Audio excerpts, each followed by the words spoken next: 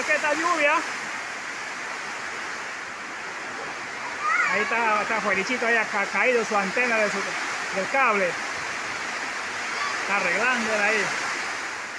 Y estamos soportando esta inmensa lluvia. Ahí, ya ves. Ahí está Junior. Acá estoy yo también.